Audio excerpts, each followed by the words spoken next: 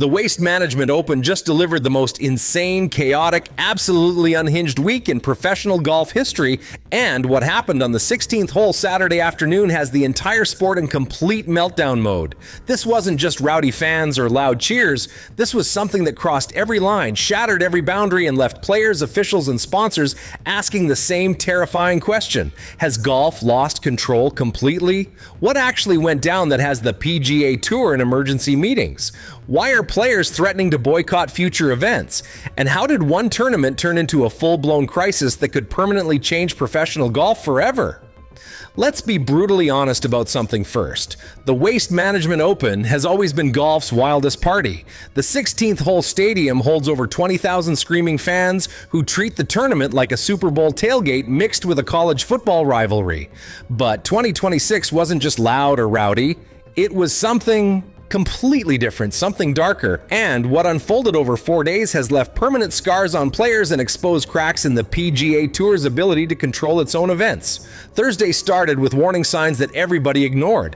Social media clips showed fans chanting aggressively at players during backswings, not just cheering after shots, but actively trying to disrupt concentration mid-swing. One video went viral showing a group screaming directly at Rory McIlroy as he addressed his ball on the 16th tee, forcing him to step away 3 times before finally hitting. McIlroy's face in that clip said everything. This wasn't fun anymore. This was hostile. By Friday, the energy had shifted from party atmosphere to something that felt genuinely dangerous.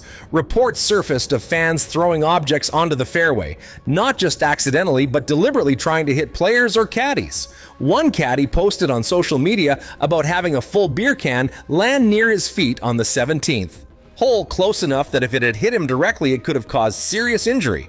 Tournament officials issued warnings but took no real action. No ejections, no consequences, just empty threats that the crowd completely ignored. Then came Saturday, and everything exploded in ways nobody predicted. The 16th hole turned into absolute bedlam that made previous years look tame by comparison. As Scottie Scheffler, the world's #1, stepped onto the tee box Saturday afternoon, the noise level wasn't just loud, it was physically painful, a wall of sound so intense that players later described feeling it in their chests like a concert speaker pressed against their ribs.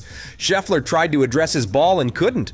The crowd was chanting, screaming, creating chaos specifically designed to rattle him. He stepped away once, twice, 3 times. On the 4th attempt, something snapped. Video shows Scheffler turning to the crowd and making a gesture, not obscene, but clearly frustrated, a calm down motion with his hands that only made the crowd louder and more aggressive. What happened next shocked everyone watching and sent the golf world into absolute chaos. A section of fans in the upper deck started throwing things, not just cups or trash, but full beer cans, plastic bottles, even food wrappers raining down onto the green and surrounding area. Scheffler's caddy Ted Scott immediately moved to shield his player, and officials rushed onto the scene trying to restore order. But the damage was done. Scheffler was visibly shaken, his composure completely shattered, and he would go on to make double bogey on the hole after 3-putting from 15 feet. But that wasn't even the most disturbing part. What happened to Justin Thomas on the same hole 30 minutes later crossed a line golf has never seen before. As Thomas lined up his approach shot, a fan somehow got past security and ran onto the fairway, sprinting toward Thomas before being tackled by security just yards away from the player. The fan was detained and removed, but Thomas was so rattled he couldn't continue playing immediately and had to take several minutes to compose himself. The PGA Tour released a statement calling the incident unacceptable and promising increased security, but players weren't having it. Behind the scenes, reports started leaking that multiple high-profile players were discussing withdrawing from the tournament entirely, citing safety concerns and complete breakdown of crowd control. One veteran player, speaking anonymously, said, "This isn't golf anymore. This is a circus putting players in actual danger, and if the tour doesn't fix it immediately, people are going to start refusing to play here." Saturday night turned into emergency mode for tournament officials and PGA Tour brass. Conference calls were held, security protocols were reviewed, and a decision was made that nobody saw coming.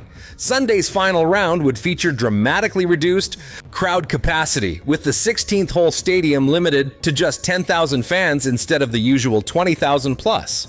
Additionally, alcohol sales would be cut off after 2 p.m., and any fan caught throwing objects would face immediate ejection and a lifetime ban from all PGA Tour events. The announcement sent shockwaves through the golf world and ignited a firestorm of debate. Traditionalists praised the decision, saying it was long overdue and that golf needed to protect its players. But another faction absolutely lost their minds, calling it an overreaction that would kill the fun and unique atmosphere that makes the Waste Management Open special. The divide was instant, brutal, and showed just how split the golf community had become. Sunday morning brought a completely different atmosphere to TPC Scottsdale. The reduced crowd capacity made the 16th hole feel almost subdued, and players immediately noticed the difference. Several commented that they could actually think during their shots that it felt like golf again instead of a stadium concert. But the damage to the tournament's reputation was already done and spreading like wildfire. Sponsors started asking uncomfortable questions behind closed doors.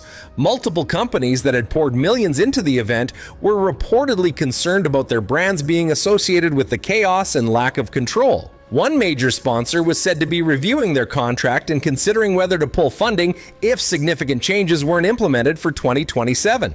Players, meanwhile, were speaking out publicly in ways they usually avoid. Rory McIlroy gave an interview Sunday morning where he didn't hold back, saying there's a difference between passionate fans and drunk idiots who think throwing things at professionals is entertainment. He called for permanent changes to alcohol policies and suggested that some tournaments had crossed the line from fan-friendly to player-hostile. Then came the moment that truly crystallized how serious this had become. Max Homa, one of the tour's most popular players, posted a long statement on social media Sunday night after the tournament ended. In it, he described feeling genuinely unsafe at multiple points during the week, said he'd been hit by debris thrown from the crowd, and revealed that he'd seriously considered withdrawing mid-tournament but felt pressure to continue because of sponsor obligations and fan expectations. Homa's statement went nuclear across social media, generating millions of impressions and sparking even more intense debate. The fact that a beloved, fan-favorite player felt unsafe at a PGA Tour event was a PR disaster the tour couldn't spin or dismiss. This wasn't some prima donna complaining about noise. This was a legitimate safety crisis that had been building for years and finally exploded in 2026. By Monday morning, the fallout was dominating sports media coverage everywhere. ESPN dedicated multiple segments to the waste management chaos. Golf. Channel ran a special investigation into fan behavior. Major newspapers published opinion pieces debating whether golf's attempt to attract younger, rowdier fans had gone too far and destroyed what made the sport special. The PGA Tour responded with a comprehensive statement promising a full review of fan conduct policies, alcohol sales procedures, and security protocols. They announced the formation of a player safety committee that would work directly with tournament directors to establish clear boundaries and consequences. And they confirmed that multiple fans from the weekend had been banned for life from all tour events. But players weren't satisfied with statements and committees. According to reports, a group of top players, including Scheffler, McIlroy, and Thomas, demanded a private meeting with Commissioner Jay Monahan to discuss their concerns directly and push for immediate, concrete changes rather than vague promises. The meeting was described as tense but productive, with players making it clear that another incident like Waste Management 2026 would result in players refusing to participate in certain events. What became absolutely clear was that the Waste Management Open 2026 marked a turning point for professional golf. The tour could no longer ignore the tension between attracting casual fans and protecting player safety. They could no longer pretend that rowdy atmospheres would police themselves, and they could no longer avoid making hard choices about what kind of sport golf wanted to be in the modern era. The Waste Management Open 2026 didn't create these problems. It just exposed them in ways so dramatic and undeniable that golf could no longer look away.